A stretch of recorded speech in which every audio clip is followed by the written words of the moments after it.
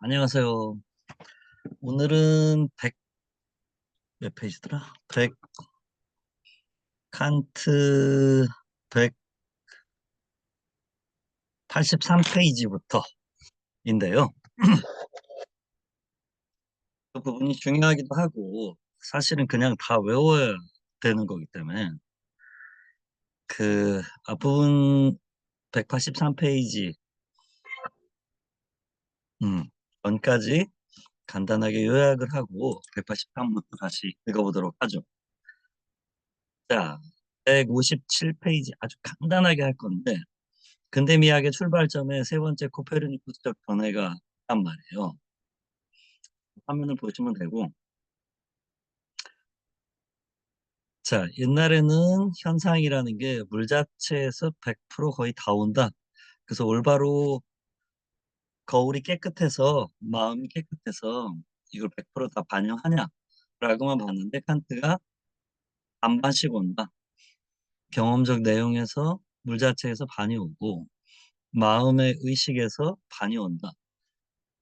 이렇게 하면 사실 대등한 것 같지만 암암리의 형식이나 마음, 의식이 더 중요하기 때문에 독일 관념론이라고 부르는 거죠. 반반씩 있으면 관념론이라고 부르면 안 되겠죠.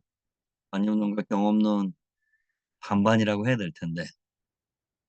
그래서 그 마음의 구조가 이 네 가지 층위를 갖고 있다는 거죠. 감성 형식인 시간, 공간, 상상력, 구상력의 도식, 성의 양질, 관계, 양태라는 네 가지 범주, 이성의 세 가지 인형들, 영혼, 우주, 신. 자, 요쪽 마음 의식을 분석한 게 이게 되는 거죠. 자, 그리고 규정적 판단이라는 건 특정한 개념을 가지고 새로 나타난 개별적 사례를 해석, 즉 규정하는 건데 반성적 판단은 이게 이제 판단적 비판, 심미적 취미 판단에 해당되는데 기존의 규정 혹은 기존의 관념, 개념으로 다 포섭이 안 되기 때문에 그걸 보고 우리가 새로운 개념을 생산할 수밖에 없는 어떤 종류의 판단이 있다는 거예요. 그러니까 규정적 판단은 기존 시스템에 새로운 걸 포괄하는데 반성적 판단은 그 시스템에 안 들어오기 때문에 기존 시스템에 없던 무엇인가를 만들어내는 거예요.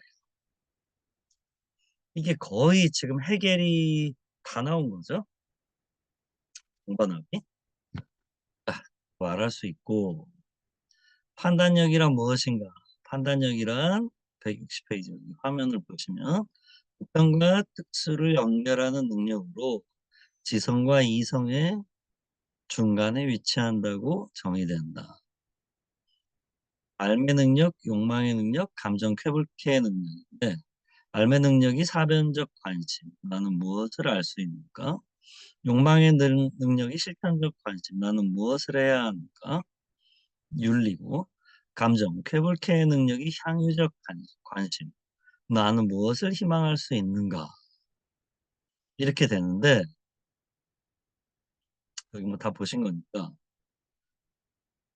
자 164페이지를 보면 표, 표 같은 걸로 정리를 했단 말이에요.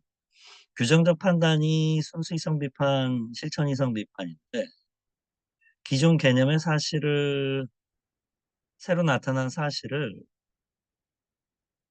적용시키는 거죠. 즉 보편자가 먼저 주어져 있어요. 근데 반성적 판단은 네모를 보시면 기존 보편자로 규정되지 않는 사실, 그러니까 기존 시스템에 안 들어오는 사실에 마주쳐서 그것에 부합할 새로운 원리를 모색한다는 거죠. 규정적 판단이 개념에서 개념으로 사실을 본다면 반성적 판단은 기존 시스템에 안 들어오는 사실 때문에 개념을 새로 만들어야 되는 거죠. 그래서 제가 말씀드린 것처럼 뭐 도식적으로 얘기한 거지만 규정적 판단은 판사. 판사는 기존의 법에 따라서 지금 내 앞에 놓인 범죄의 케이스를 에 어떤 법이 해당되는지를 적용하는 거죠. 근데 반성적 판단은 예를 들면 AI가 처음 생겼을 때 AI로 생성된 이미지는 누구 건가? 그 AI로 생성된 이미지가 어떤 실제 존재하는 뭐 피카소의 게르니카를 변형시킨 거라면 그 작품은 그러니까 새로 생성된 작품은 저작권자가 누군가? 피카소한테 저작권 돈을 내야 되는 건가? 이런 문제가 생기잖아. 그러니까 새로운 개념, 법칙을 만들어내야 되는 거죠. 새로운 새로운 법률을 만들어 내야 되는 거죠. 저작권법을. 자, 그래서 165페이지를 보시면 그걸 후쿠의 말과 사물처럼 해가지고 규정 판단은 말로 사물을 규정하는 건데 반성적 판단은 사물 때문에 말을 새로 만들어야 된다는 식으로 그려놨죠. 뭐 그렇게 하여튼 예술가란 누구인가 칸트 미학의 문제가 있는데 여기 보시면 174페이지에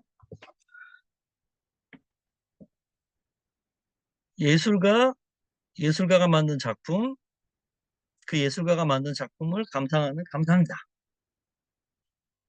세 개가 있어야 될 것 같은데 자연이 있단 말이죠. 그래서 하나씩 대응시켰어요.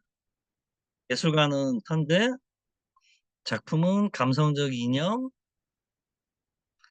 이 감성적 이념이란 말 자체가 효용 못쓰 이념은 감성적일 수가 없는데 감성적 이념이라는 이상한 말을 썼단 말이죠. 이게 이제 반성적 판단 때문에 이런 말을 한 건데 그리고 감상자는 취미, 자연은 미와 승부 이게 판단적 비판의 앞부분과 뒷부분인 거죠. 그래서 예술가, 작품, 감상자는 쉽게 이해할 수 있는데 자연은 외우면 되죠. 3 플러스 1 구조로 돼 있어. 그리고 각각 하나씩 할당한 거, 단어를. 예술가는 천재, 그 새로 부여하는 사람, 오른쪽에 있죠. 천재란 자연을 대신해서 예술적 재현의 규칙을 새롭게 제정하는 창조적 인간. 그 무엇보다 중요한 것은 그 입법적 행위가 무의식적이라는 데 있다. 천재는 자신이 하는 일이 무엇인지 모르면서 새로운 규칙을 창조한다. 그래서 칸트가 고고학이나 에피스템 얘기할 때 그 고고학이라는 용어 자체가 칸트가 제일 먼저 썼고 그런 의미로 그리고 에피스템에는 당사자가 모른다라고 한 게 여기 영향을 받은 걸 거예요. 예를 들면 토마스 쿤의 이거 토마스 쿤의 The Start of Scientific Revolution 과학혁명의 구조는 1962년에 나왔단 말이죠. 1판이. 근데 미셸 후쿠의 말과 사물은 66년에 나왔단 말이에요. 그래서 조르주 스타이너가 그 말과 사물에 보면 패러다임하고 너무 비슷한 부분이 있는데 이 책이 나온 지 4년이나 됐는데 이 과학혁명의 구조를 인용했어야 되는 게 아니냐 이런 비판을 해요. 타당한 비판이죠. 근데 후쿠는 자기가 63년 겨울 봄 63, 4년이면 이미 말과사물 초고를 다 쓴 상태였는데 그때는 내가 토마스 콘의 패러다임 과학혁명의 구조를 나왔다는 건 들었지만 못 봤다. 그래서 인용할 수가 없었다. 그리고 나는 토마스 콘보다는 코일의 이론의 알렉산더 코일, 프랑스의 과학자라거든요. 코일의 이론에 더 영향을 받았다. 그래서 코일의와 조금 나오는데 깡길렘을 인용했다라고 대답을 했죠. 여하튼 에피스테메는 자기가 그 에피스테메에 속해 있다는 거 모르고요. 패러다임은 교과서 학습 행위를 통해서 모든 과학자가 자기가 어떤 패러다임에 속하는지 알아요. 그러니까 내가 빅뱅 이론을 지지하는지 평행세계 이론을 지지하는지 물리학자가 모를 수가 없죠. 그거. 근데 그거를 가로지르는 어떤 무의식적 에피스테메는 당사자가 모르는 거로 돼 있어요. 그래서 이게 천재가 작곡을 한다, 그림을 한다고 할 때 자기가 이걸 어떻게 했는지 모르는 거죠. 사실 더 정확한 표현이죠. 어떤 작곡가나 어떤 미술가한테 걸작을 그린 사람한테 "이거 어떻게 그렸어요?" 하면 어떻게 "이 소설 어떻게 썼어요?" 하면 그걸 정확하게 이야기할 수 있다면 다른 사람이 그대로만 하면 그런 게 나온다는 건데 그게 말이 안 되잖아. 그래서 천재는 하여튼 중요한 건 예술적 재현의 규칙을 새롭게 제정하는 창조적 인간, 일가를 이뤘다. 자, 그래서 예술가는 천재. 다음 두 번째는 작품은 감성적 이념. 감성적 이념은 에스프리 감성적 이념을 일단 정신의 원리라고 부르는데 이때 정신은 프랑스어 에스프리 뭐 라틴어에서 어차피 온 건데 해당하는 말로 마음의 생기를 가리킨다. 즉 정신의 원리는 마음의 생기를 불어넣어주는 원리, 영감을 불러일으키는 독창을 자극하는 원리다.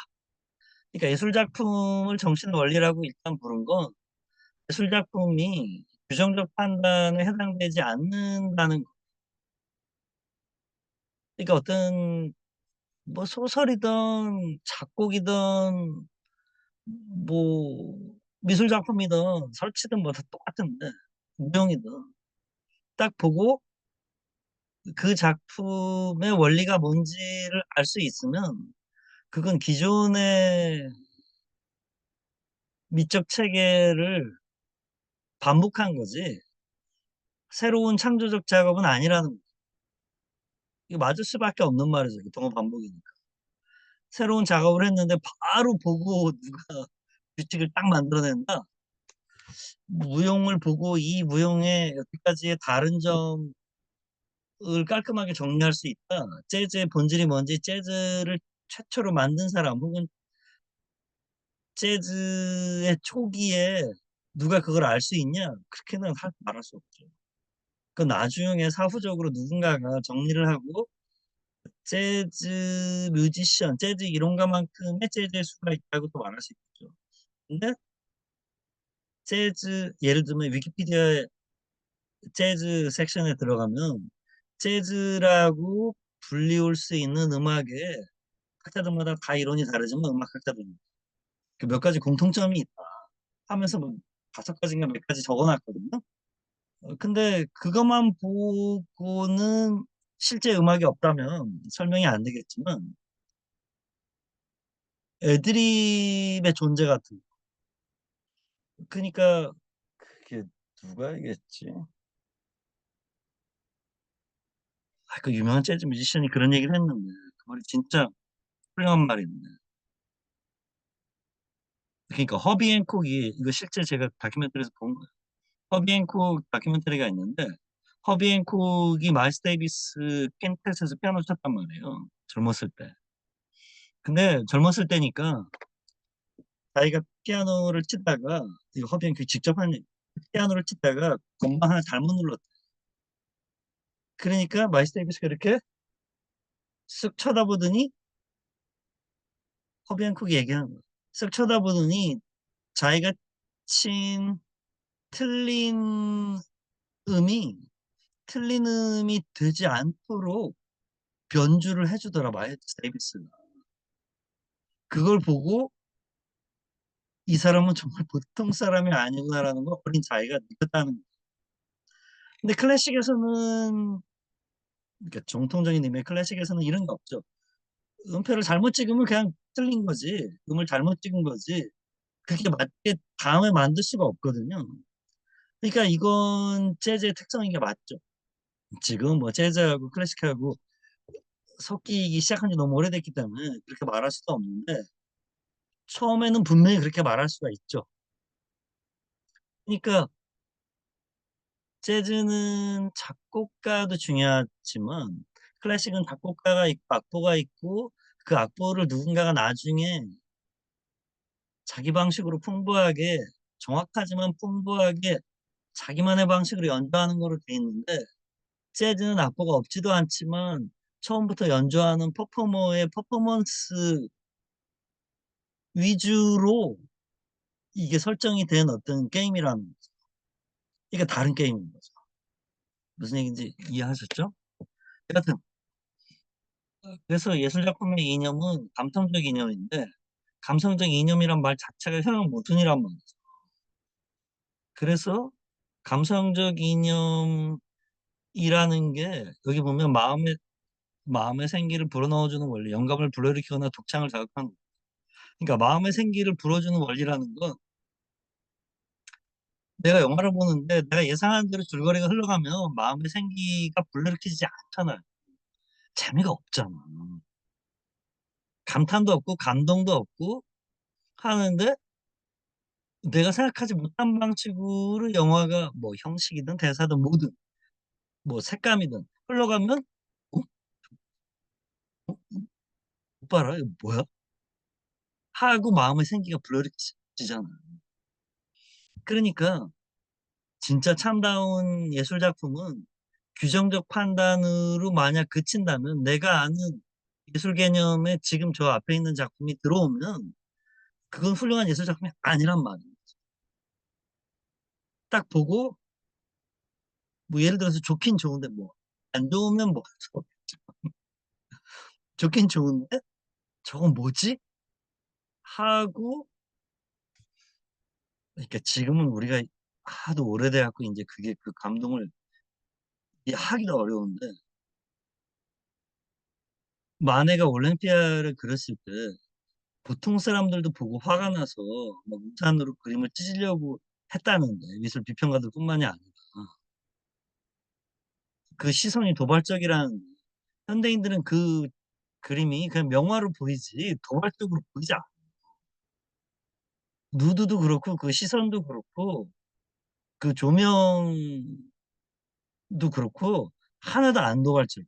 그 후에 더 도발적인 만의 영향을 받아서 그림이 너무 많기 때문에 그래서 그게 규정적 판단 안에 들어오게 되는 거죠.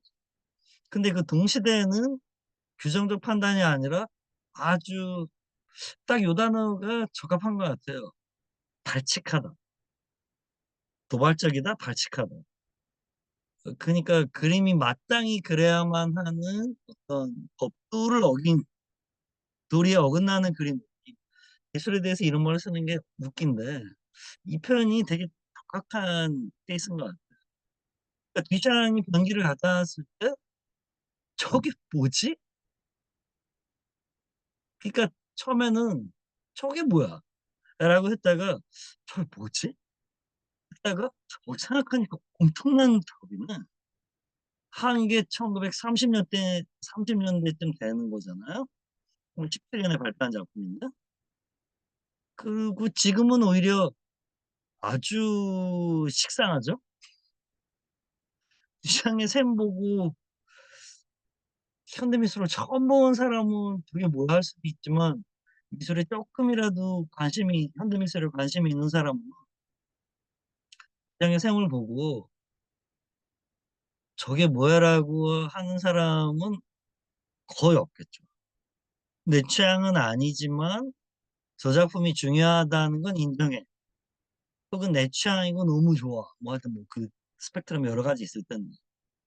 그러니까 시스템 안에 지금은 들어오게 됐기 때문에 규정적 판단 안에 들어오게 되는 거죠. 이 말은 본의 아니게 칸트가 이걸 의도한 건지 아닌지 모르겠는데 칸트는 역사 철학이 있긴 있지만 이게 비코, 헤르더, 칸트, 피테 셸링, 헤겔, 포에르바, 막스 이렇게까지가 역사 철학의 정통 노선처럼 서양 철학에서 돼 있는데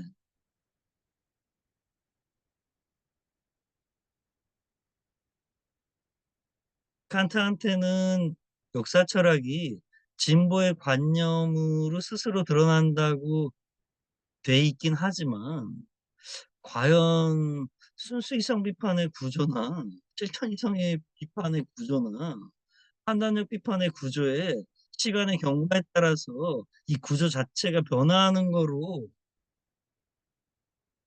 돼 있을 것 같지가 않거든요.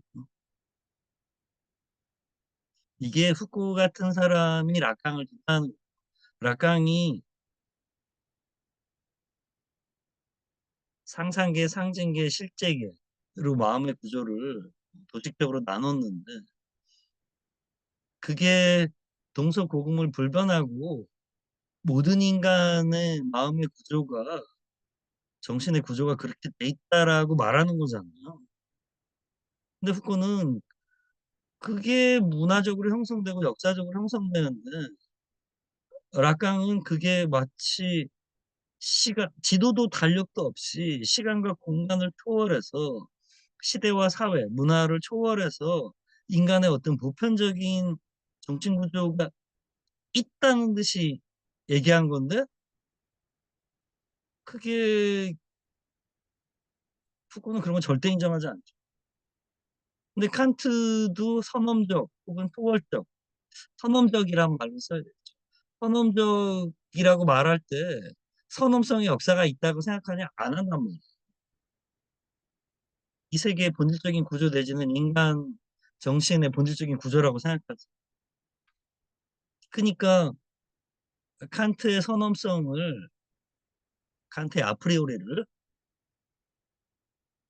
자크 마흐땡이란 사람이 알티세르의 친구인데 중세학자 자크 마히땡하고 다른 사람, 자크 마흐땡이란 사람이 있는데 그 사람이 아프리오리 히스토릭, 히스토리컬 아프리오리라는 말을 만들었단 말이에요.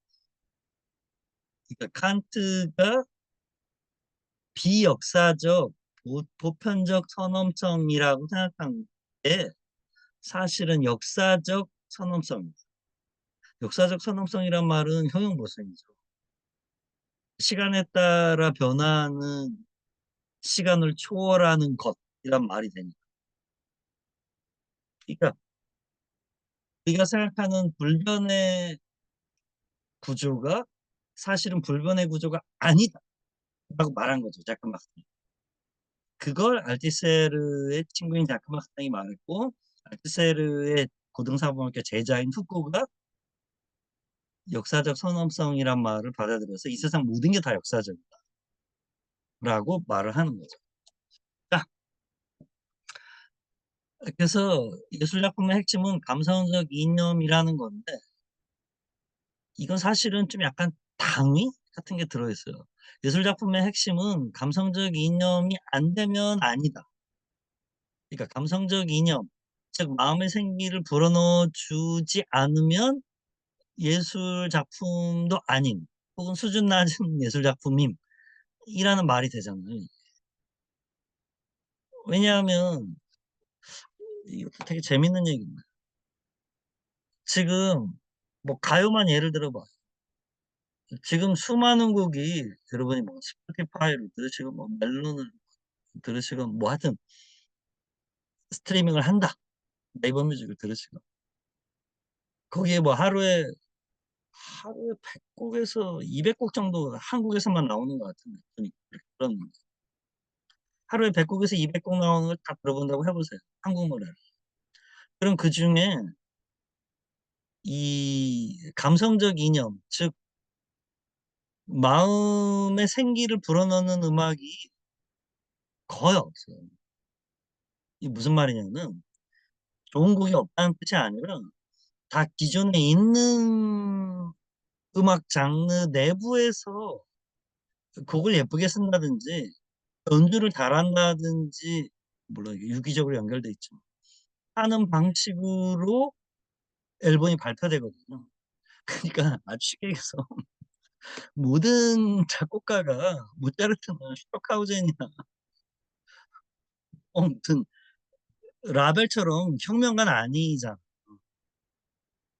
그러니까 그런 사람들은 여기 천재로서의, 칸트가 말하는 천재로서의 예술가로서 기존 시스템의 규칙을 다 이해하고 존재하지 않는 새로운 예술 양식으로 곡을 발표하는 거죠.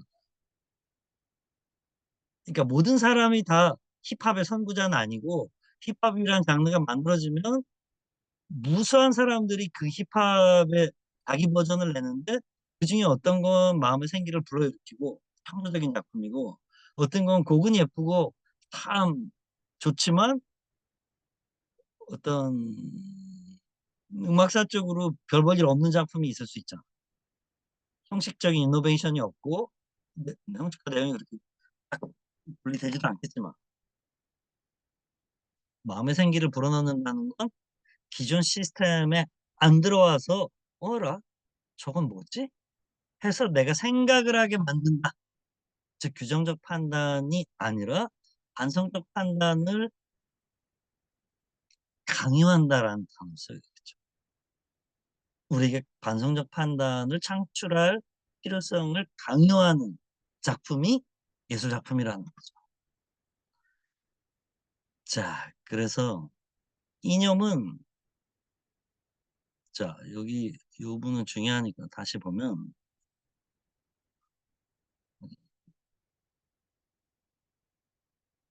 자, 칸트가 말하는 감성적 이념은 전적인 수동성의 이런 사태를 유발하는 원인이에요. 그렇다면 그 수동적인 감성적인 걸 이념이라고 불리우는 게 이유가 뭘까?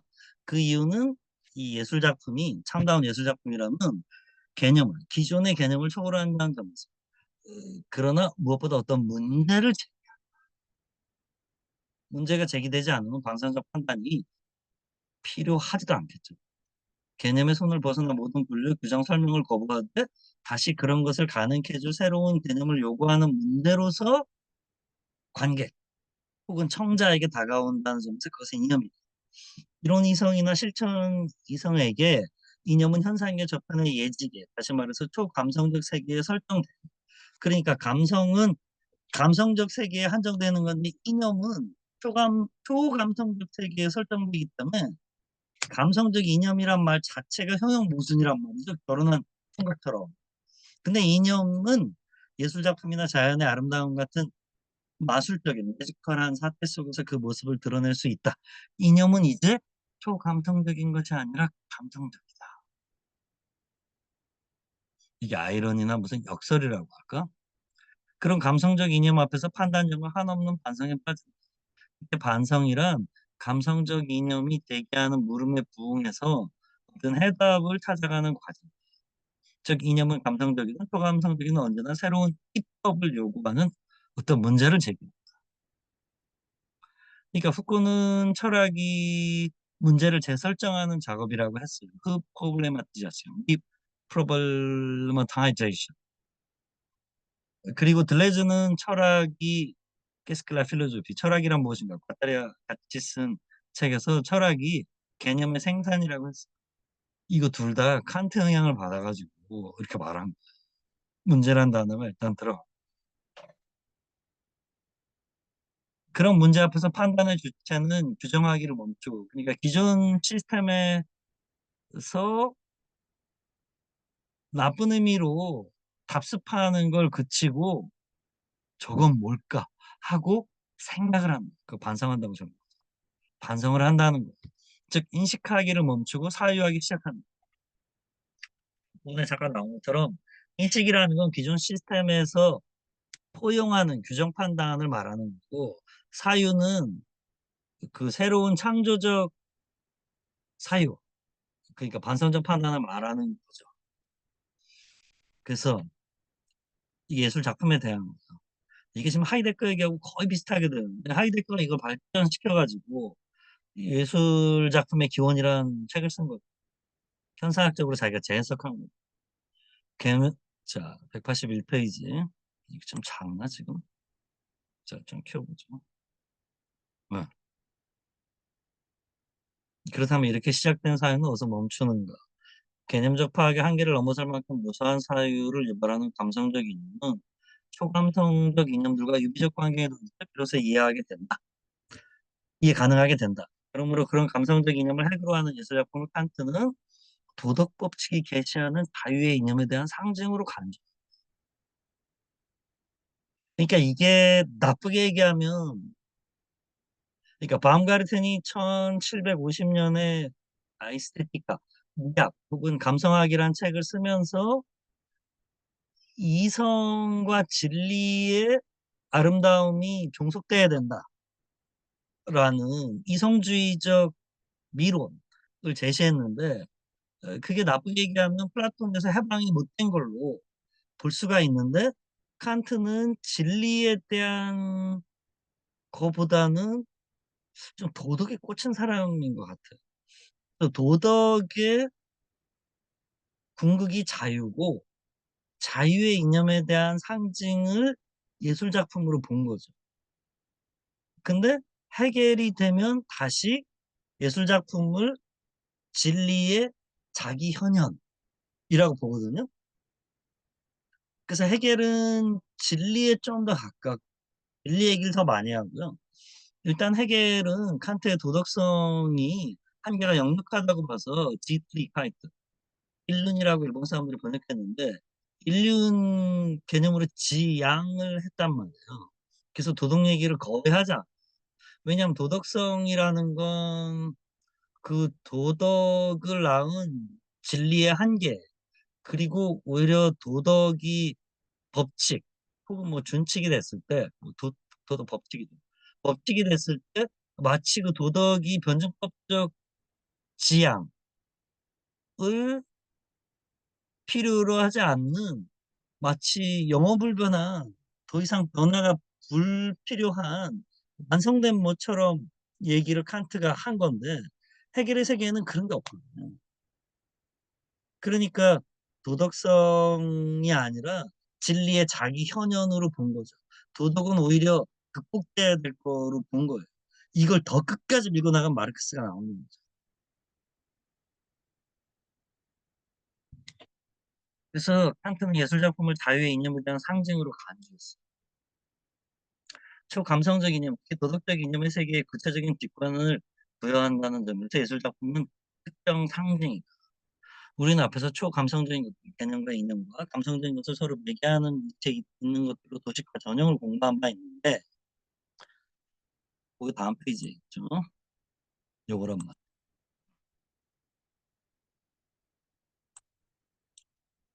그냥 요거만 외우면 돼요.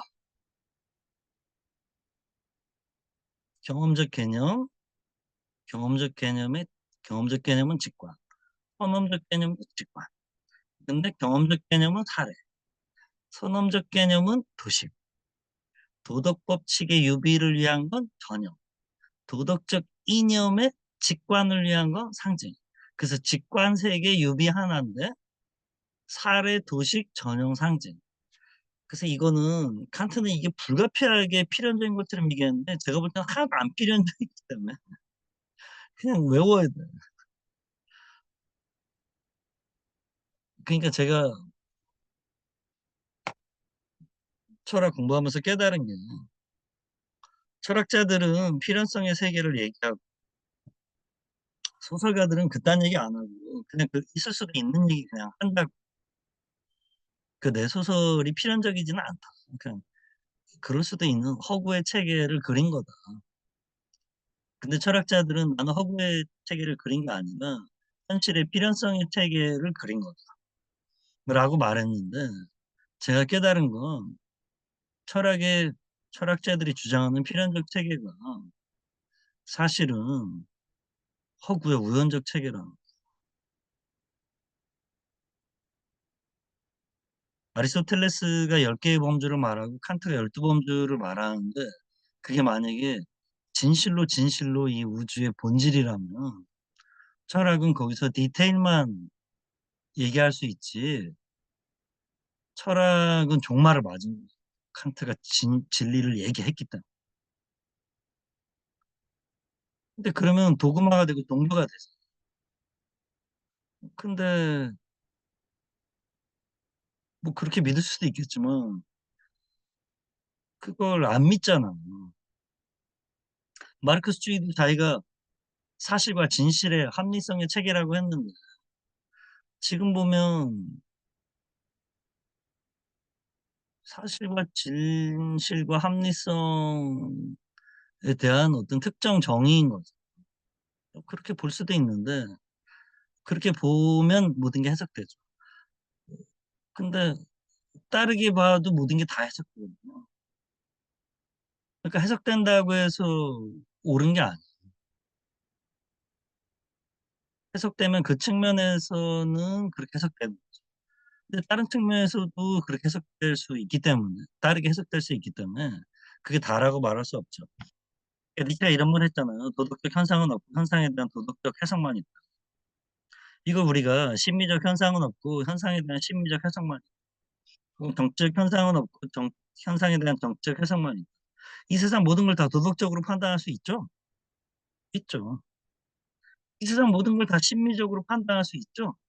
있거든요. 이 세상 모든 걸 다 정적으로 판단할 수 있어요. 있어요. 그러면 각각을 믿는 사람은 도덕적으로 해석하는 사람은 도덕이 세상의 전부라고 말하고 이 세상을 종교적으로 해석하는 사람, 그리스도교를 해석하는 사람은 그리스도교적으로 세상의 해석이 다 된단 말이에요. 그러면 그리스도교가 세계의 진리라고 말하는데 니체가 얘기해 놨죠. 칸트를 밀고 나가면 나올 수밖에 없는 얘기인데 인간은 자신이 세계 속에 집어넣은 것밖에는 세계에서 발견하지 못한다. 그니까 이 모든 건 꼭 불교처럼 되는 거예요. 불교가 얘기하잖아. 네가 말하는 나는 내가 아니고 네가 말하는 나는 너가 누구인지를 잘 보여줘.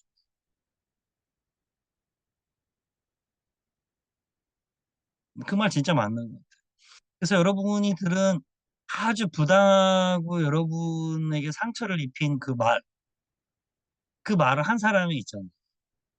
그 말을 생각해 보면 그 말은 그 말의 대상이 되고 있는 그 말을 들은 여러분보다 그 말을 한 그 사람에 대한 훨씬 더 정확한 묘사.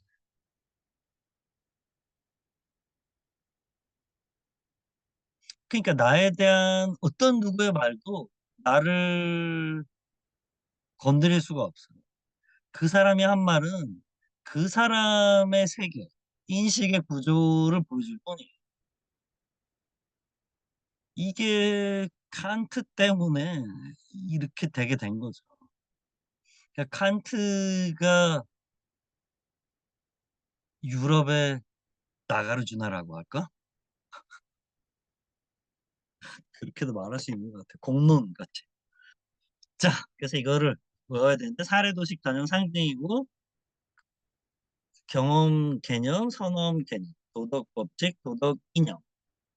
그러니까 헷갈리기 딱 좋게 돼 있어요. 경험 개념의 직관을 위한 사례, 선언적 개념의 직관을 위한 도식. 그 개념이면 법칙이라 해야 되는데 도덕적 법칙의 유비를 위한 개념, 도덕적 이념의 직관을 위한 상징.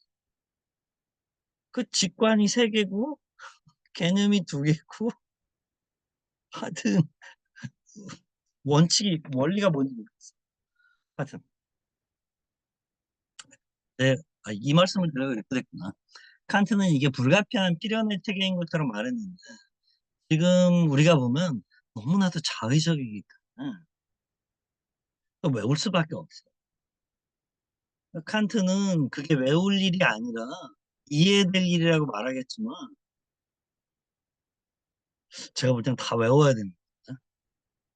그 시스템 안에서는 필연적으로 나오겠죠. 근데 그 시스템이 그렇게 돼야 되는 필연적인 이유를 저는 모르겠어요. 그래서 이제 오늘 하려고 해야 되는 데가 여기인 거죠. 183. 심의 판단의 주관적 조건과 객관적 조건. 자, 이제까지 칸트 이야기에서 예술가와 예술 작품이 어떻게 설명되고 있는지 살펴봤다. 이제는 감상자의 심리적 체험이 어떻게 분석되고 있는지를 알아보도록 하자. 물론 심리적 체험의 핵심에는 아름다운 것을 아름다운 것으로서 의미하는 심의 판단이. 칸트는 4단계 리듬을 통해 취미 판단의 특성을 해명해간다. 그러나 이 점을 논의하기 전에 초보적인 사항 하나를 확인하고 넘어가도록 하겠다. 그것은 취미 판단이 성립하기 위해서는 두 가지 조건이 먼저 만족돼야 한다는 사실이다. 그래서 일단 이 표에 다 나와 있어요. 이 표만 딱 보시면 되는데 이걸 설명하기 여기 내용이에요. 자, 심리적 판단은 이렇게 가는 건데 감성적 이념은 객관적 조건이고 능력들의 자유로운 유의가 주관적 조건. 그래서 주관적, 객관적인데 감성적 이념은 객관적. 정신의 활력을 불러일으켜야 된다. 주관적 조건은 능력들의 자유로운 유의. 그래서 예술 작품이 현시하는 감성적 이념은 우리 내부의 인식 능력들의 활력적인 움직임을 일으켜 마음의 생기를 가져온다. 거꾸로 얘기하면 못 가져오면 훌륭한 예술 작품 아님이 되죠. 자, 왼쪽 페이지를 읽어보면 심리 판단, 아울러 심리적 판단은 객관적인 조건과 주관적인 조건이 성립한다. 심리 판단의 객관적 조건은 앞에서 언급한 감성적 이념이 있다. 우리가 아름다운 것을 아름다운 것으로 판단하기 위해서는 우리 바깥에 감성적 이념이 현시되고 있어야 합니다. 감성적 이념이 객관적으로 부재한다면 심리적 체험은 일어날 수가 없대요. 음. 예술이든 자연이든 어떤 것이 아름다운 대상이 될 수 있는 이유는 그것이 감성적 이념을 함유하고 있기 때문입니다. 이 칸트 시스템에서는 이게 사실 제가 볼 때는 동어반복인데 칸트 시스템에서는 이렇게 말하게 돼 있다. 수많은 영감을 유발하면서 기존의 개념으로 환원되지 않는 환원되면 규정적 판단에 그치게 되니까 따라서 우리를 끊임없는 상상과 반성 속에 빠뜨리는 이해 안 되는 요소가 있어야 되는 것이다. 그래야 반성적 판단이 활성화되니까. 자, 그게 객관적 조건이고 심리 판단의 주관적 조건은 뭘까? 이 또한 앞에서 언급했던 마음의 생기에 있다. 마음의 생기가 아니라 그 능력들의 자유로운 유인. 감성적 이념 앞에 부딪혔을 때 우리 인식 능력들은 평소와 달리 활력을 띠게 된다. 이는 우리가 운동을 하면 신체 기관들이 역동적으로 움직여 몸 전체에 생기가 도는 것과 같다. 운동을 하면 땀이 흐른다. 그것은 고통의 땀이 아니라 쾌락의 땀이다. 쾌락이라 번역하기 좀 그렇고 하여튼 뭐 즐거운 땀이다. 마찬가지로 아름다운 대상과 마주치면 마음의 인식 능력들은 각각 최대치 영향을 발휘하여 드디어 영혼의 땀이 흐르게 된다. 그것이 심리적 판단에 수반되는 쾌락이다. 아, 심리적 대상은 영혼의 스포츠, 그러니까 영혼의 운동을 활성화시켜서 우리 마음에 쾌락의 땀이 흐르게 만든다. 그러니까 뭐 아름다운 사람이라고 해보세요. 남자든 여자든 다 상관없고 아름답지 않은 사람은 나한테 어떤 특별한 감흥을 불러일으키지 않기 때문에 봐도 아무런 뭐 떨림도 없고 그냥 아무 생각도 없어요. 근데 그 사람이 뭐 꼭 객관적으로 예쁘다 이런 게 아니라 내 개취다, 내 취향이다. 그럼 내가 그 사람 보면 막 마음이 활성화되겠죠. 그래서 그런 말 있잖아요. 진짜 좋아하는 사람 앞에 가면 절대 자연스럽게 안 된다. 자연스럽게 되면 안 좋아하는 거죠. 안 좋아하면 떨리지가 않기 때문에 뭐 평상심을 유지하죠. 근데 그러면 아무 일도 안 생기겠죠. 잘 보고 싶은 마음이 없으니 쾌락의 땀이 흐르게 될 만큼 활력적인 마음의 생기가 심리적 판단의 주관적 조건이라면 이보다 더 중요한 사항은 이 생기의 진정한 의미에 있다. 그러니까 마음의 생기가 주관적 조건이 아니라 능력들의 자유로운 유의가 주관적 조건. 심리적 체험 속에서 생동하는 마음, 생동하는 가운데 기쁨을 향유하는 마음은 정확히 어떤 상태인가? 칸트에 따르면 그런 마음은 인식 능력들이 자유롭게 유의하는 가운데 상호일치한. 여기서 자유롭게는 자율적 내지는 다발적, 강제로 시켜서 억지로가 아니라 나도 모르게 좋아서 저절로 그렇게 된다. 이 말을 하는 거죠. 아, 이게 왜 이렇게 안 되나? 각각의 인식 능력이 자신의 역량을 마음껏 발휘하면서 다른 능력들과 불안한 갈등에 빠지지 않고 오히려 조화를 이룬다. 이는 인식 능력들이 고착된 형식에서 벗어나 유동적이고 자발적인 운동 속에 놓인다는 것 같다. 그러니까 자유와 자율, 자발 이 같은 단어 뉘앙스로 계열로 칸트의 철학에 묶여 있어요. 이론적 판단이나 실천적 판단을 내릴 때 인식 능력은 엄격한 규칙의 제약을 받는다. 그러나 심리적 체험 속에서는 자유로운 유의 속에서 분리와 결합을 반복하면서 결국 불균형을 이기고 다시 반성적 판단에 의해서 조화로운 일치에 도달한다. 우리는 앞에서 이론적 판단, 즉 순수이성 비판과 실천적 판단, 실천이성 비판이 도덕이 언제나 특정 패턴에 따라 일어난다는 것을 보았다. 인식 능력이 상호 결합하되 어떤 불변의 방식으로 결합하는 거죠. 그런데 그런 불변의 방식은 당연히 강제에 의한 결과가 아니죠. 그것은 오히려 심리적 판단에서 여실히 드러나는 인식 능력들 각각의 자발적 참여에서 비롯된다. 이론적 판단이나 실천적 판단을 제약하는 듯이 보이는 특수한 상호협동 방식은 인식 능력들 각각의 자유로운 유희 능력에서 해체의 가능성을 얻는다. 이는 마치 민주사회에서 법의 강제력이 구성원의 자발적 동의에 근거하는 것과 같다. 미적 체험에 동반하는 마음이 생기 또한 인식 능력들 간의 자유로운 유희에서 그런 생기의 상태에 대한 내적 의식에서 들어온 감정이 분비되는 것이다.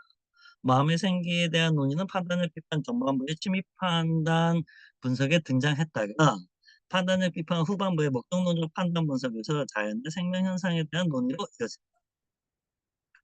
그 침입 앞부분은 판단력 비판은 앞부분은 침입 판단, 뒷부분은 목적론적 판단을 다룬다고 했죠. 침입 판단이 마음을 살아있게 하는 판단이라면 목적론적 판단은 살아있는 유기체에 대한 판단.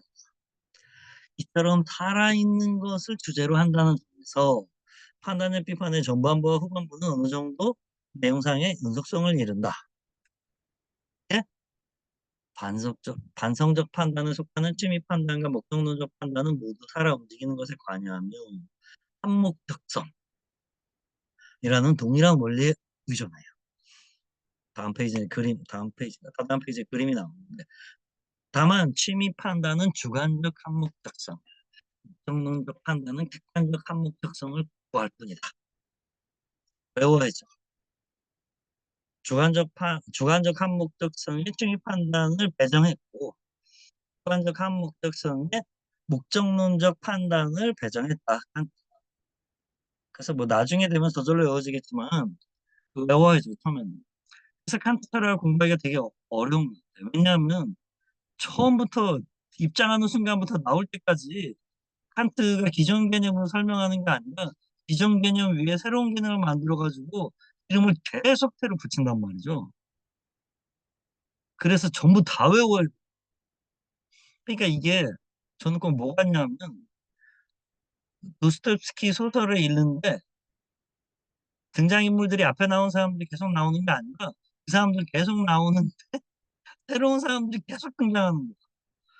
그래서 끝까지 책 마지막 페이지까지 새로운 사람이 나와서 걔가 어떤 역할을 해. 그러니까 처음부터 끝까지 사람 이름을 계속 외우면서 가요. 그래서 칸트 철학이 약속의 체계고 그러니까 내가 읽지 않은 소설의 등장인물을 알 수 없고 내가 읽지 않은 소설의 스토리를 알 수가 없잖아요. 그러니까 내가 읽지 않은 철학책의 개념을 내가 알 수 없고 내가 읽지 않은 철학책의 철학적 체계를 내가 알 수가 없으니까 이 두 가지 다 결국은 나중에 되면 뭐 이렇게 자연스럽게 떠오르겠지만 처음에는 다 외워야 되는 그런 불행한 사태가 발생한단 말이죠. 그래서 여러분도 용기를 잃지 마세요. 저도 그렇고 모든 사람들이 다 이게 외울 게 너무 많아가지고 근데 한 번만 외워두면 이 끝까지 다 보고 등장인물들을 다 외우면 이 표현이 참 좋네. 등장 개념들을 다 외우고 나면 그 책 안에 등장인물들을 다 알고 나면 이제 그 책에 대해서는 새로운 사람은 안 나오니까 그 사이의 관계만 알면 돼요. 누가 누구 아들이고 누가 누구의 뭐 남편이고 뭐 해가지고 자식은 누구고 뭐 혼외자는 누구고 뭐걔 애인은 누구고 이게 변하진 않으니까 일어났던 일. 자, 취미 판단은 주관적 한목적성, 목적론적 판단은 객관적 한목적성을 구성하고 있다. 이때 주관적 한목적성은 인식 능력의 자유로운 일치를. 객관적 한목적성은 부분들의 유기적 통일성. 그래서 취미 판단은 인식 능력의 자유로운 일치를 말하는 거고, 목적론적 판단은 부분들의 유기적 통일성을 가리킨다. 근데 취미 판단 위에 뭐라고 돼 있어요? 마음을 살아있게 하는 판단이다. 그게 인식 능력의 자유로운 일치고, 목적론적 판단은 살아있는 유기체에 대한 판단인데 부분들의 유기적 통일성을 가리킨다. 그러니까 부분의 합은 전체가 아니죠. 단백질과 아미노산의 합이 전데 저는 단백질과 아미노산으로 단순 환원은 아니죠. 그래서 그 이해론자들이나 물리화학법, 생화학 법칙으로 인간이 환원돼서 인간을 만들 수 있다. 고 생각하는 사람들은 이걸 등치시키지만 상당수의 철학자나 과학자들은 단순히 아미노산과 단백질을 요 방식으로 DNA 염기서열 구조를 맞춘다고 해서 인간이 생산되지는 않는다. 왜냐하면 그게 단순 조합이 아니라 그 조합 전체가 발생시키는 어떤 유기체, 그 유기체를 다루는 게 목적론적 합리성이라고 말을 한 거예요. 지금 보면 이게 반은 맞는 것처럼 들리고 반은 틀린 것처럼 들리는데 그 아이디어 자체는 칸트가 이렇게 책을 써서 나온 건 틀림없죠. 자, 그리고 이제 취미 판단의 네 가지 얼굴로 넘어간단 말이죠. 188페이지. 여기는 10분만 쉬었다가 9시 5분에 하도록 하죠. 네.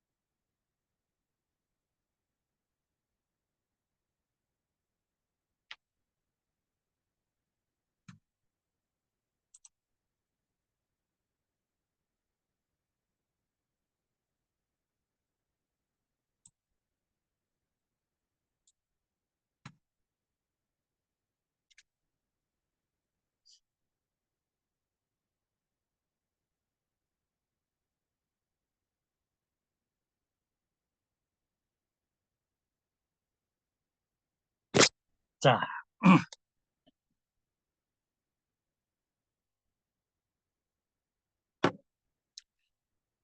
188페이지 읽어보도록 하죠. 189페이지 이 평만 외우면 돼요. 심리적 판단은 질, 양, 관계, 양태 네 가지인데, 질은 무관심한 만족감, 무관심의 관심이고, 관계는 목적 없는 한목적성, 되게 비슷한 구조로 돼 있죠. 질과 관계고. 양은 개념 없는 보편성. 그게, 그게 개념 없는 보편성, 이 보편성은 한 개밖에 없기 때문에 유니베르셀, 유니, 일본 사람들이 보편이라고 불렀죠. 하나밖에 없기 때문에 필연성을 함축해요, 철학에서. 그래서 개념 없는 보편성하고 개념 없는 필연성은 거의 같은 말이에요. 여하튼 이 그림은 내가 봐도 좋은데 당신이 봐도 좋을 거야라고 생각하는 거죠. 그게 대충은 맞는데 사실 안 그렇거든요. 모든 사람이 봐서 좋은 그림이 있을까? 아니, 일단 좋은 그림들 네 장을 놓고 네 사람이 고를 때 안 좋은 그림과 좋은 그림이 있으면 좋은 그림을 고르겠죠. 근데 좋은 그림 네 장이 있을 때 칸딘스키, 고야, 레오나르도 다빈치, 로트코의 네 그림이 훌륭한 그림 네 개가 있을 때 사람들이 똑같이 같은 그림을 제일 좋다고 뽑을까? 말이 안 되잖아. 근데 칸트는 그게 가능하다는 식으로 말을 했어요. 오늘날 보면 아주 난제죠. 그렇게 말하기 어렵죠. 예술의 영역에서 모든 사람이 좋아하는 작품이, 그러니까 안 좋은 것과 좋은 게 있으면 그렇게 고를 수도 있는데 좋은 것들이 있을 때 가장 좋은 걸 고르라고 할 때 같은 걸 고를 윤나를 좋아하는 사람과 빅뱅을 좋아하는 사람과 뭐 그런 사람들이 있을 때 그걸 가로지르는 메타적인 보편성이 필연성이 있다? 그 너무 과한 주장이죠. 자, 취미판단의 네 가지 얼굴이라고 했어. 취미판단의 네 가지 특징. 이제 강론으로 들어가서 외워봐야 돼. 그럼 이제부터 등장인물이 계속 나옵니다. 그럼 이제부터 칸트가 어떻게 취미 판단의 메커니즘을 해보았는지 차례대로 살펴보자. 앞에서 봤던 것처럼 이론적 판단은 12개의 범주를 동원해서 감성적 직관의 내용을 규정해. 이 범주들은 질, 관계, 질, 양, 관계, 양태라는 상위 범주에 3개씩 각각 가장된다. 그래서 저번에 말한 것처럼 지성은 각기 3개의 손가락을 지닌 4개의 팔을 사용한다. 이게 앞에 몇 페이지에 있는지 모르겠는데 있었죠. 칸트는 심리적 판단도 동일한 4개의 팔을 움직여 아름다움을 판정한다고 본다. 그래서 질, 양, 관계, 양태는 심리적 판단의 네 가지 계기, 네 가지 측면이라고 말할 수 있다. 칸트는 다루는 순서가 책에서 질, 양, 관계, 양태 순서로 분석을 진행하지만 그래서 이 순서를 외우는 게 중요해요. 질, 양, 관계, 양태. 사실 저는 양질, 관계, 양태를 외웠는데 칸트가 다룬 순서는 질, 양, 관계, 양태. 우리는 유사한 것끼리 묶어서 질과 관계, 양, 양태 순으로 살펴보고자 한다. 이렇게 봐도 되죠. 질의 계기, 무관심한 만족감. 취미 판단은 어떤 칸트가 볼 때 질적 계기인데 질적 특징이 있는데 이것이 다른 특징들보다 훨씬 중요함으로 가장 먼저 등장해요. 그 칸트 미학은 보통 이렇게 말하죠. 무관심의 관심, 무관심한 만족감. 그러니까 사과를 그려놨는데 맛있게 보이면 예술이 아니고 실용적인 게 되고 이게 사실 이해하기 어려운데 실용적인 거는 실용적이고 실천적인 건 수준이 낮고 이론적이고 관조적이고 바라보고 하는 건 수준이 높다. 그래서 다비드상이 섹시하게 보이면 다비드상은 훌륭한 작품이 아니라는 건데, 그럼 거꾸로 이렇게 말할 수도 있어요. 다비드상을 보고 섹시하다고 느끼면 천박한 사람이다. 근데 그렇게 말해도 되는 걸까? 모르겠어요. 너무 불필요한. 저는 칸트 철학을 인식론적 제한을 가하는 거잖아요. 말할 수 없는 것에 대해서, 그러니까 뭐를 알 수 없는 것에 대해서 함부로 얘기하지 말라고. 그래서 저는 칸트 철학을 뭐라고도 말할 수 있다고 생각하냐면,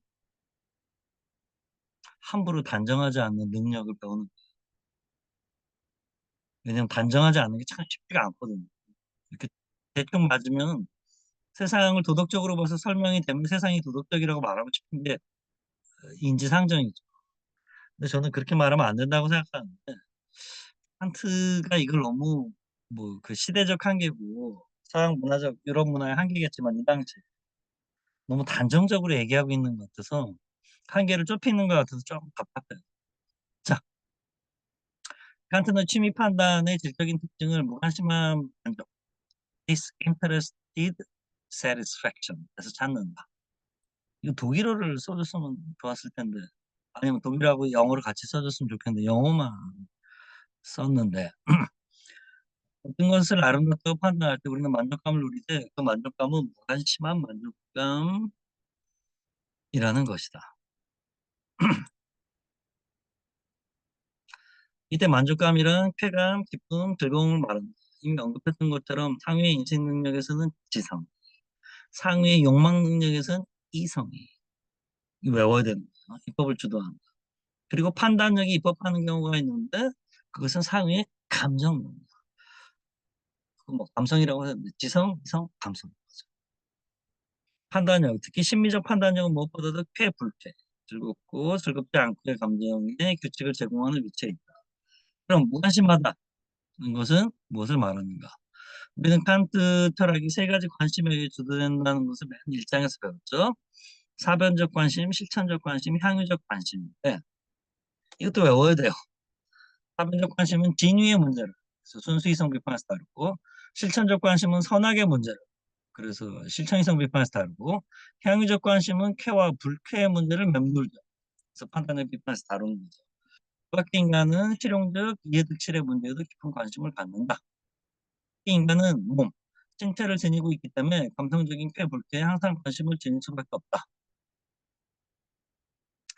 심리 판단은 즐거움을 주되 이 즐거움이 무관심하다는 것은 그것이 이와 같은 모든 관심에서 벗어나 있음을 의미한다. 관심의 터자가 빠졌네. 이런 심리적 만족감은 우리가 신체적 존재자로서 누리는 감각적 쾌감이 아니다. 그러니까 몸을 갖고 있기 때문에 감성적인 쾌, 불쾌에 항상 관심을 지닐 수밖에 없다.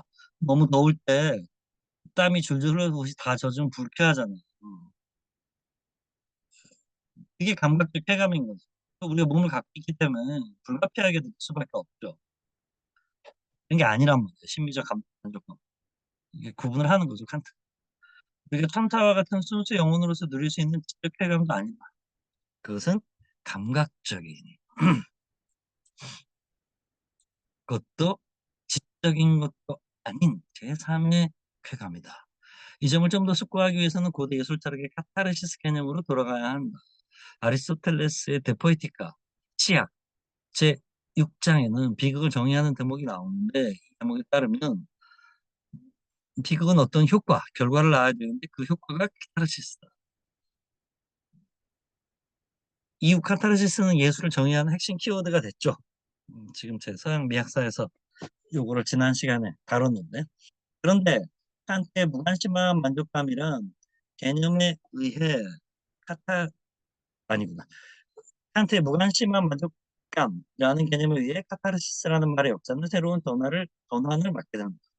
칸트가 카타르시스를 새로운 방식으로 정의했단 말이죠. 새로운 시스템에 넣었다고. 그렇다면 카타르시스란 무엇인가? 카타르시스는 원래 그리스어로 배설, 의미하는 말로 히포크라테스 의학에서는 히포크라테스가 아리스토텔레스하고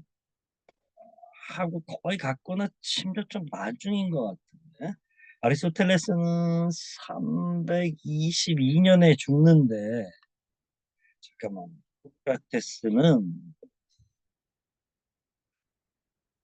히포크라테스는 기원전 460년에 태어나서 기원전 370년에 죽는구나. 그럼 히포크라테스한테 아리스토텔레스가 영향받을 수 있네요. 그 반대는 불가능하고. 어. 이 말은 원래 배설을 의미하던 말로 히포크라테스의 의학에서는 그럼 히포크라테스는 소크라테스하고 비슷한 시대를 살았군요. 소크라테스가 좀 먼저 태어났지만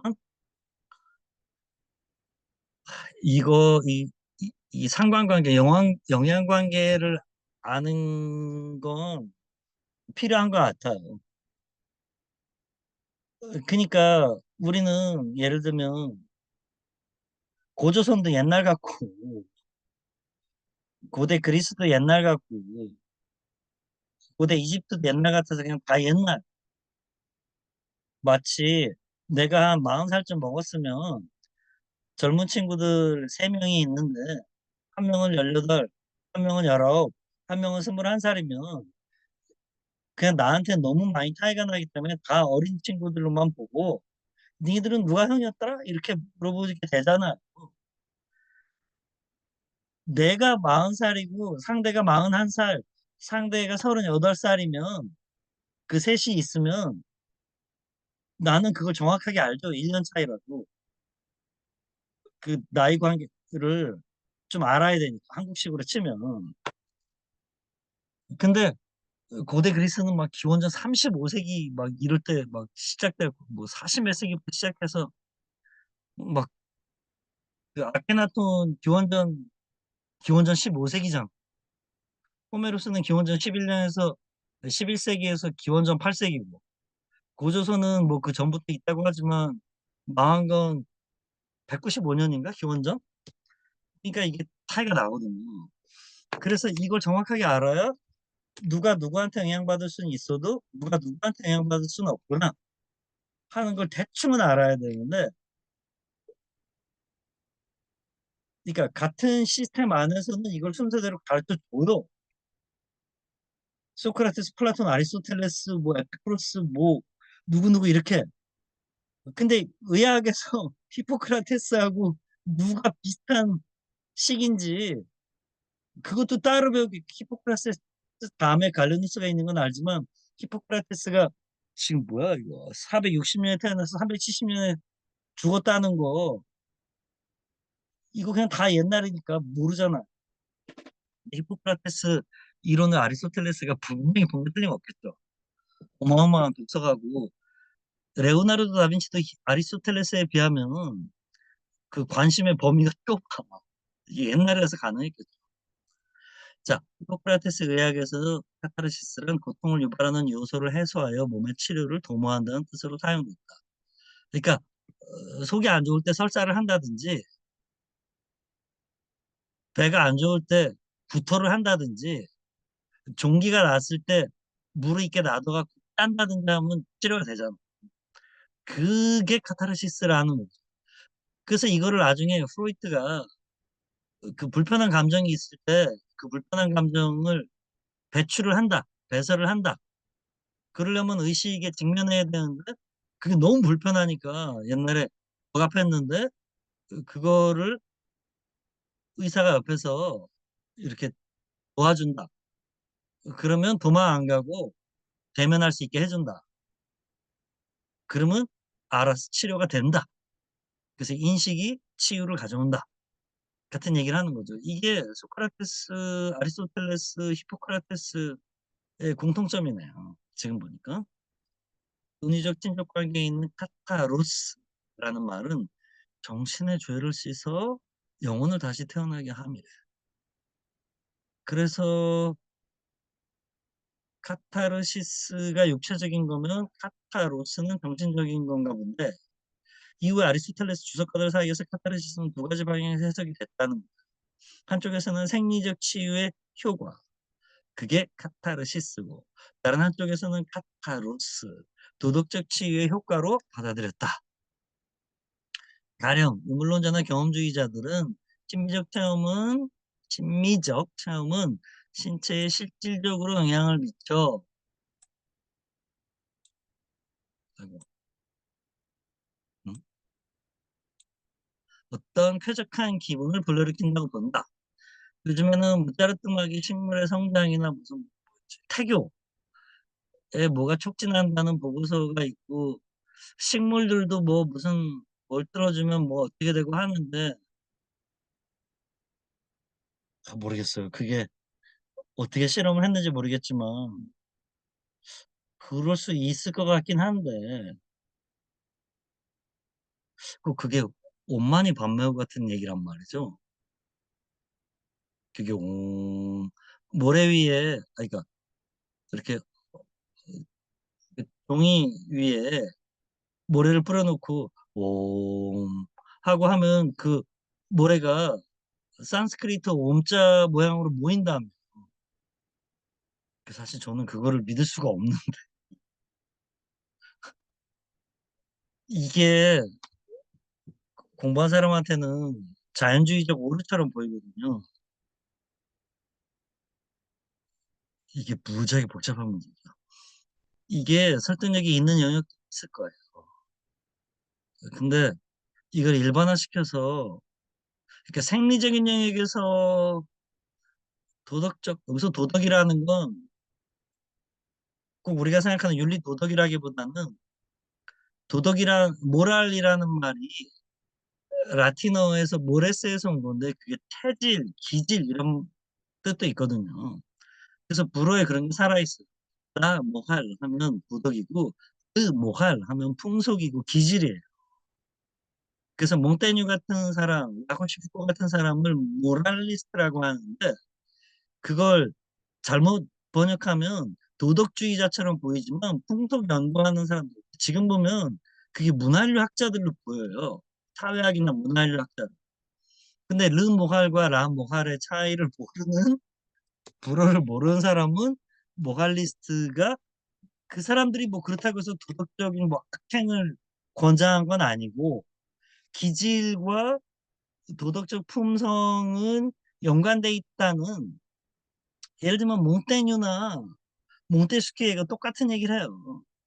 어, 그러니까 거친 산속에 사는 사람들은 의지가 굳고 상황이 극단적이기 때문에 뭐 이렇게 될 수밖에 없고, 뭐 농사를 짓는 사람들은 뭐 규칙적으로 뭐 1년을 살고 예측이 가능해야 되기 때문에 뭐 어쩌고 저쩌고 성격이 될 수밖에 없고, 이런 식의, 지금으로 치면 총균세, 제라르 다이아몬드가 그런 얘기를 하는 거죠. 토인비도 사실 그런 얘기를 하는 거예요. 그런 식의 자연 환경, 지리 환경과, 그래서 그 인문지리란 말이 생겨난 거죠. 이렇게 인문지리가 인간지리인데 anthropological geography 같은 걸 말하는 건데, 인간성과 문화인류학적 배경, 사실은 풍토상의 배경이 우리가 생각하는 것보다 훨씬 관계가 있고 무관하지 않다. 그 말을 한 거죠. 그 당시에는 되게 참신한 이론이었고 지금도 아주 틀린 말은 아니고, 문명의 발상지를 보면 전부 다 온대지방에 걸쳐 있지 극점이나 벽도 같은 데는 없거든요. 너무 더우니까. 여하튼 요즘에는 모차르트 음악이 식물의 성장을 촉진한다는 보고서가 발표되기도 했는데, 이런 관점에서 보면 카타르시스를 의학적 효과로, 다시 말해서 생리적인 해소의 효과로 보는 것도 무리가 아닌 것 같다.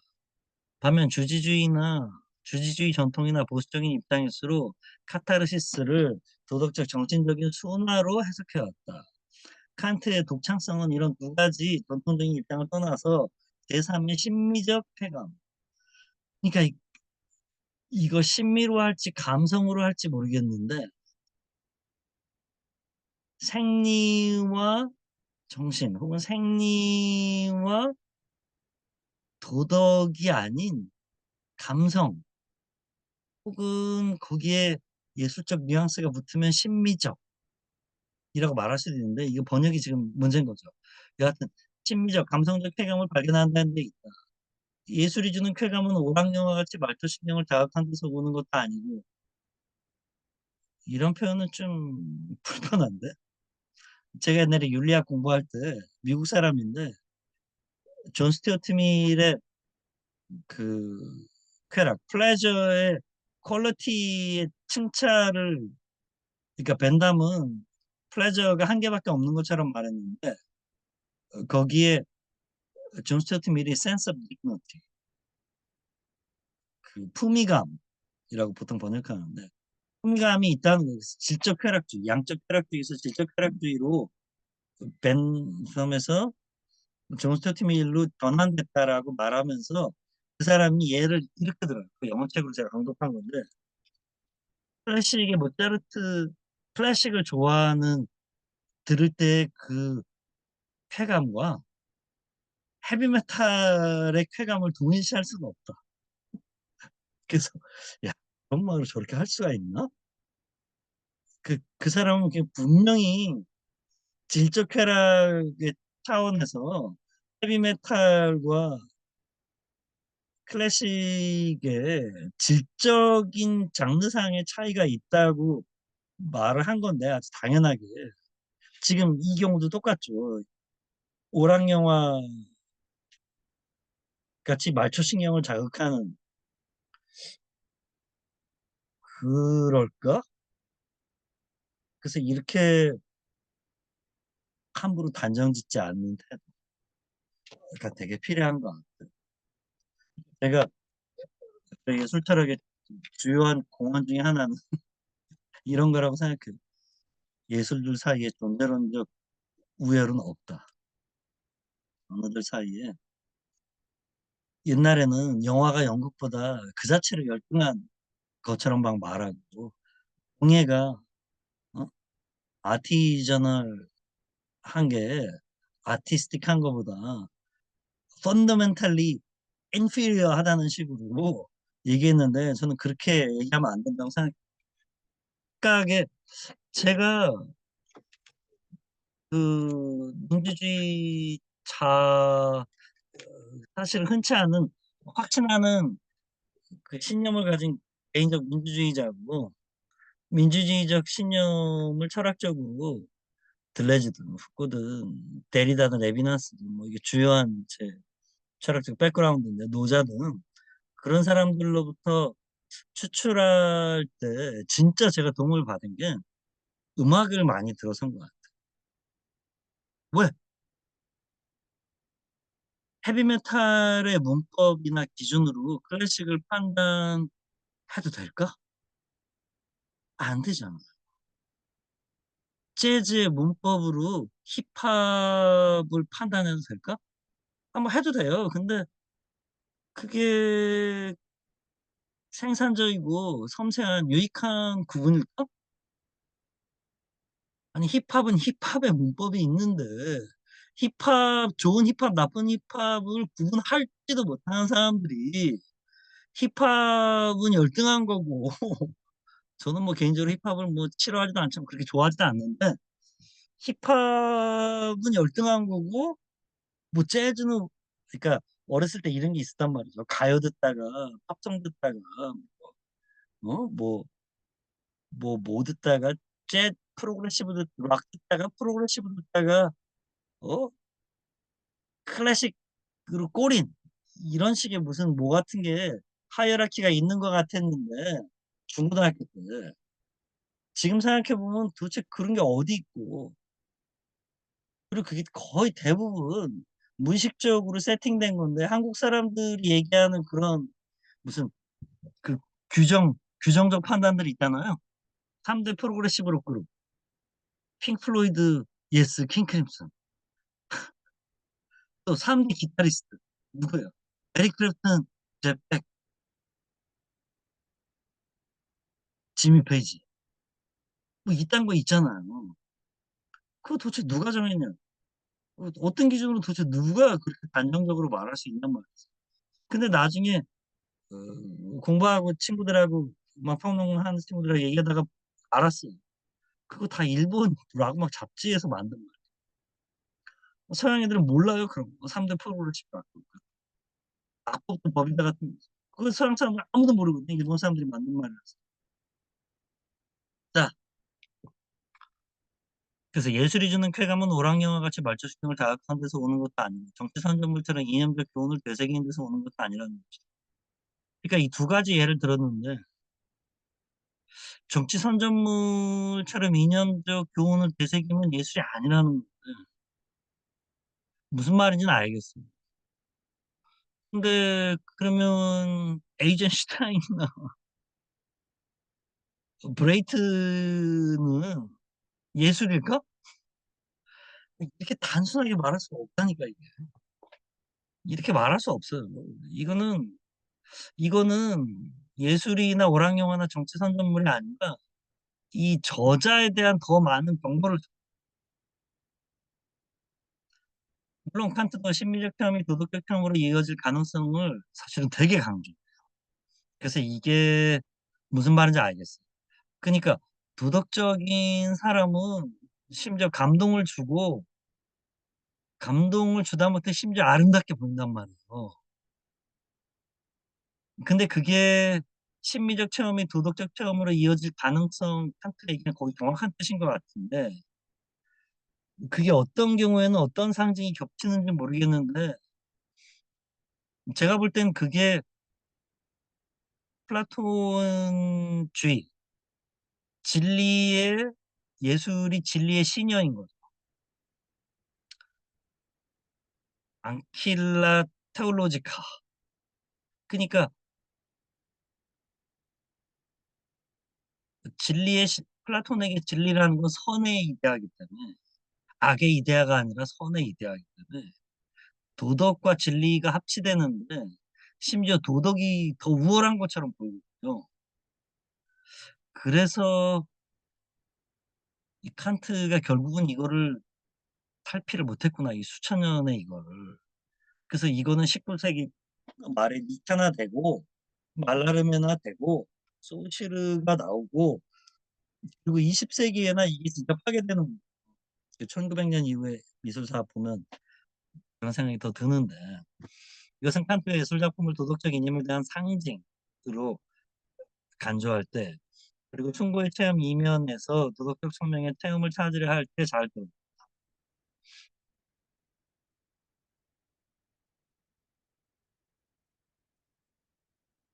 뭐 다양한 관점으로 볼 수 있거든요. 그러나 중요한 것은 이런 이행의 가능성은 판단력이 모든 종류의 관심에서 해방될 때야 성립한다는 것이다.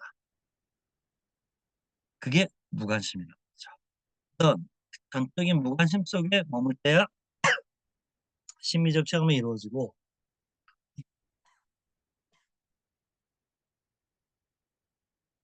어떤 칸트가 하고 싶은 말은 간단한 것 같아요.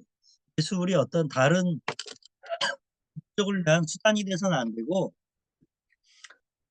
형식들의 자유로운 놀이가 돼야 돼. 그럼 저절로 심미적인 쾌감이 발생한다. 이 말을 하고 싶은 것 같은데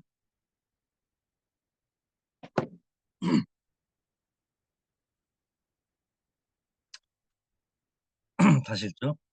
그러나 중요한 것은 이런 이행의 가능성은 판단력이 모든 종류의 관심에서 해방될 때만 성립한다는 것이다.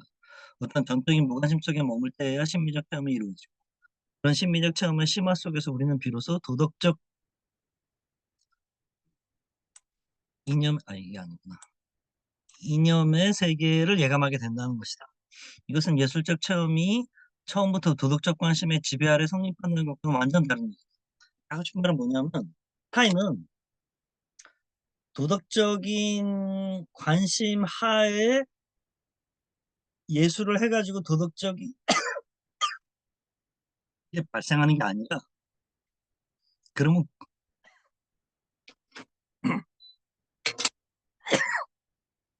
보면 권선징악이 되고 예술이 도덕적 목적을 위한 수단이 되니까 그 말을 하는 게 아니라 칸트는 진짜 순수하게 미적이면 도덕적이고, 진짜 도덕적이면 심미적이다. 왜? 원래 그래. 같은 말을 하는 거예요. 제가 그러니까 그렇게 하려고 해서 그렇게 된 게 아니라 하고 보니 항상 그렇게 돼. 근데 이거는 어떻게 보면 어거지 같은데 말이 되기도 해요. 그러니까 제가 아티스트들하고 대화를 하고 글쓰기를 하면서 느끼는 게 뭐냐면 치유를 하려고 예술 작업을 하는 건 아니에요. 상당수 뭐 그렇게 할 수도 있고 나쁘다고 얘기하는 것도 아닌데 내가 치유하려고 예술 작업을 하는 건 아니에요. 근데 예술 작업을 하면서 치유를 받아. 근데 치유를 하기 위해서 치유를 하고 싶으면 신경정신과를 다녀야지. 예술 작업을 그러니까 이게 사이드 이펙트라고 하기도 뭐한. 그러니까 이 식으로 보면 칸트 말이 맞아. 예술적 목적과 카타르시스든 심미적 목적이든 치유든 그게 그렇게 분리가 안 된다. 그 치유하려고 예술을 하는 건 아닌데 예술을 진짜 내가 원하는 걸 잘하면 거기에 쾌감도 있지만 감동도 있지만 치유도 된다. 자기 치유. 맞잖아요. 맞을 수밖에 없는 말이거든요. 저도 뭐 사실은 너를 치유하려고 철학책을 쓰는 건 아니지만 쓰고 나면 그런 부분이 있거든요.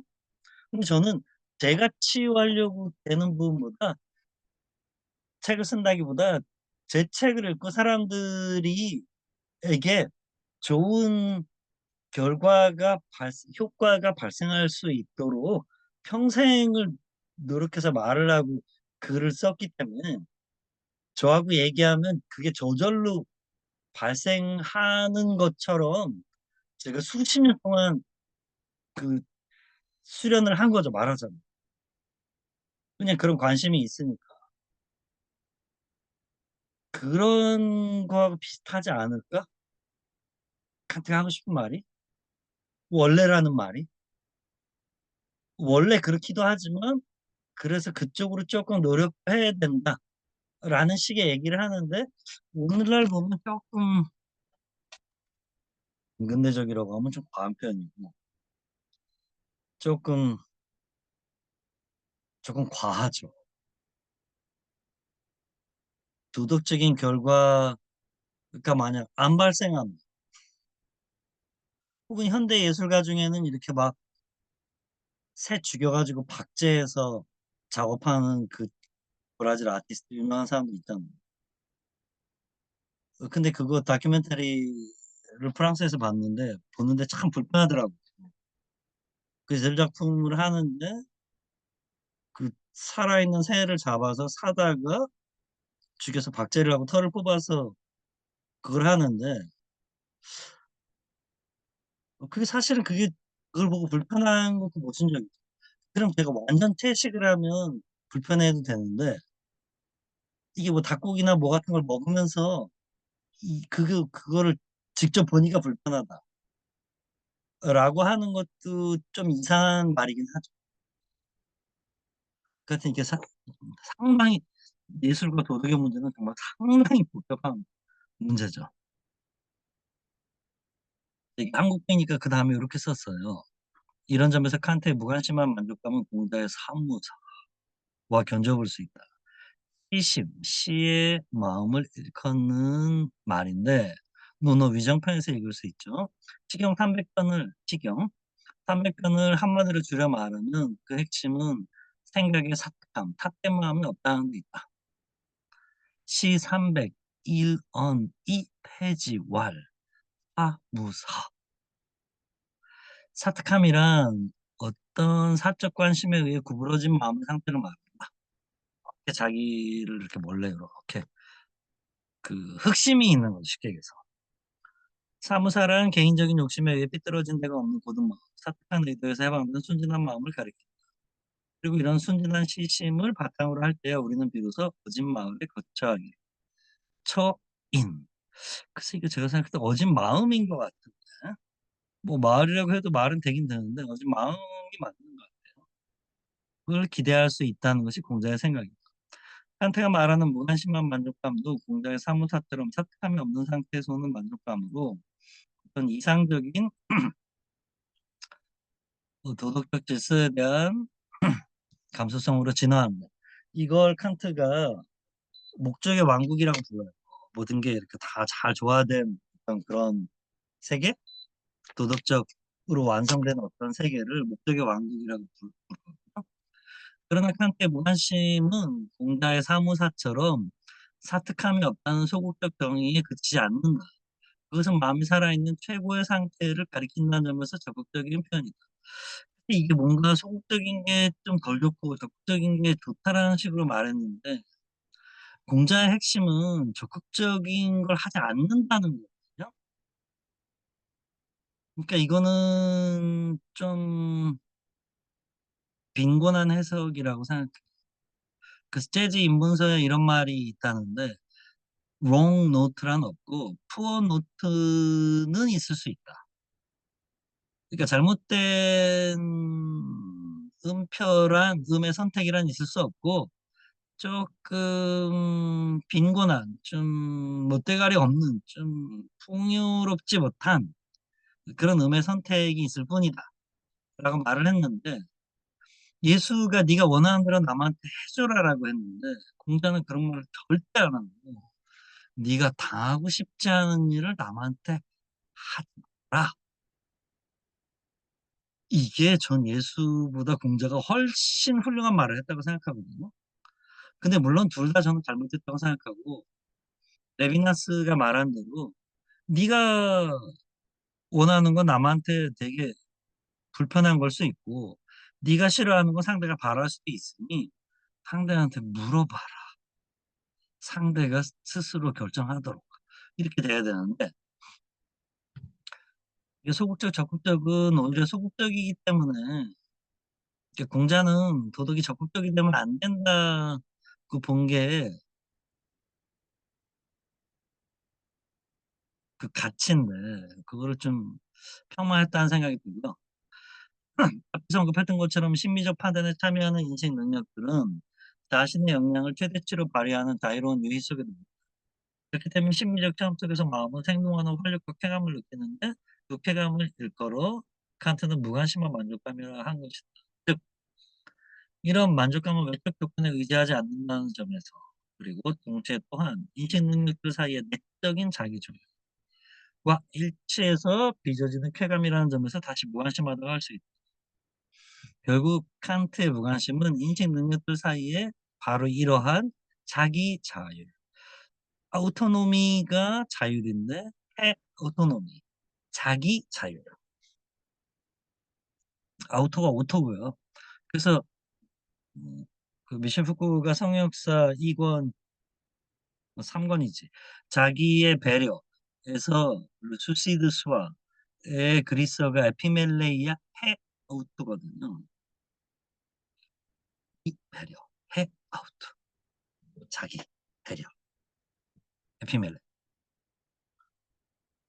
그래서 칸트의 무관심은 인식 능력들 사이의 그런 자기 자유를 가리키는 적극적인 표현이지 소극적인 무엇이 결여라는 게 아니라 오히려 그런 것에 대한 적극적인 의지, 지향이라는 말을 한 거죠. 인식 능력들의 자율적인 자기관계 속에서 오는 만족감, 바로 그것이 무관심한 만족감입니다. 인식 능력들 사이에서 이런 자율적 관계가 이루어지는 방식은 다음의 관계의 계기에서 목적 없는 한목적성의 개념으로 다시 설명된다. 자, 이게 지금 44분인데 그럴 수 있겠죠? 읽는 데까지 읽어보도록 하죠. 관계의 계기. 자, 첫 번째는 잠깐. 첫 번째는 뭐였어요? 질의 계기. 질, 관계, 양태. 이렇게 이 순으로 한다 그랬죠? 질의 계기가 무관심한 만족감. 이제 관계가 목적 없는 한목적성. 이게 다 자기 모순처럼 보여요.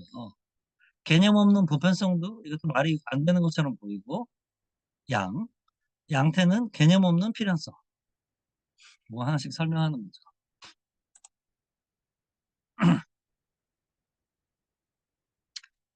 관계의 계기, 목적 없는 한목적성. 여기서 관계는 일차적으로 부분과 전체의 관계를 말하는. 예술작품이나 자연의 아름다운 대상은 부분과 전체의 관계가 목적 없는 한목적성을 이룬다는 게 칸트의 이번 단계의 논지다. 우리는 앞서 심리적 판단의 주관적 조건, 즉 마음의 활력과 객관적 조건, 감성적 인연, 을 구분했다. 이 구분으로 돌아가자면 질의 계기는 그 주관적 조건에 부합하는 인식 능력들 간의 한목적성, 관계의 계기는 그 객관적 조건에 부합하는 대상 내 한목적성을 설명한다.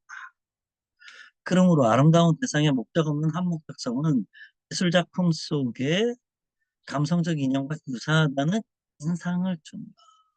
가령 여름날 한창 때를 맞은 꽃밭을 생각해보자. 우리는 거기서 개성이 강한 꽃들이 저마다 색과 향기를 다투면서 보통 활력적 통일을 이루어내는 자연의 조화를 경험하곤 한다. 그 조화로운 통일을 설명할 구심점이나 의도가 분명히 있는 것 같은데 이상하게 그것을 찾으려 하면 찾을수록 오히려 신비의 장막 속으로 숨어 들어가는 것이다. 음악도 마찬가지다.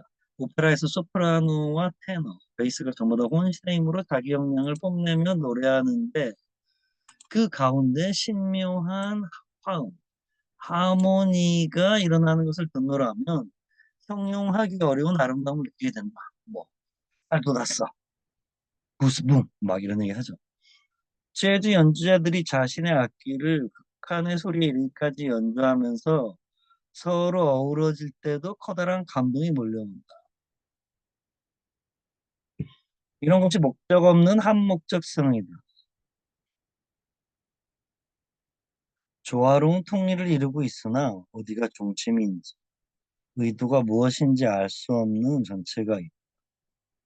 끊임없이 불균형을 넘어서며 새로운 형태로 변모하되 어디가 시작이고 어디가 끝인지, the end가 목적이잖아요. 어디가 시작이고 어디가 끝인지가 the end, 목적이 무엇인지 알 수 없는 전체가 있다. 그러니까 표제 음악이 아닌 모든 음악이 목적 없는 한목적성이 있겠지. 바흐의 인벤션? 그거는 그냥 아무 뜻도 없고 아무 목적도 없는 그 자체 배치에 의한 그 화음과 아름다움 그거 자체만 추구하는 거예요. 그렇게 생각하면 되죠. 목적 없는 한목적성. 이런 열린 전체는 시작과 끝 자체를 잊어버리게 하는 중간 과정만이 있을 뿐이다. 목적 없는 한목적성은 이와 같이 부분들이 살아있는 전체를 이르되 목적, 의도, 중심을 명시할 수 없는 상태를 말한다. 그렇죠. 바우 인벤션의 목적? 목적은 그 자체지. 의도, 중심? 그냥 연주 그 자체죠, 그냥. 그 자체가 목적이지. 그 자체 인벤션은 심지어 무슨 하느님을 찬양하는 것도 간접적으로는 목적이 있어도 그런 목적이 없거든요. 암묵적으로. 그런데 칸트는 이런 목적 없는 한목적성을 형식적 관계로 간주합니다. 왜냐하면 목적을 내용으로 봤습니다. 목적 없는 한목적성은 내용 없는 합 내용, 즉 형식적인 관계로. 그것은 진료나 내용과는 무관한 관계라는 거죠.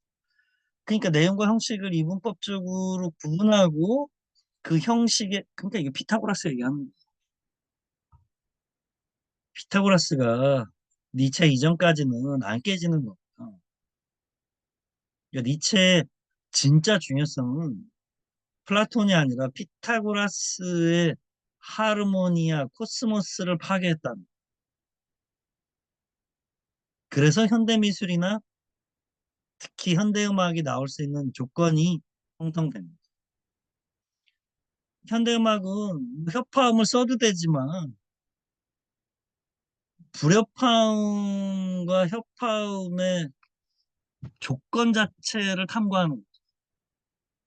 그러니까 현대예술은 그냥 현대예술은 철학을 예술 영역에 적용하는 게 아니라 예술의 영역에서 철학하는 거예요.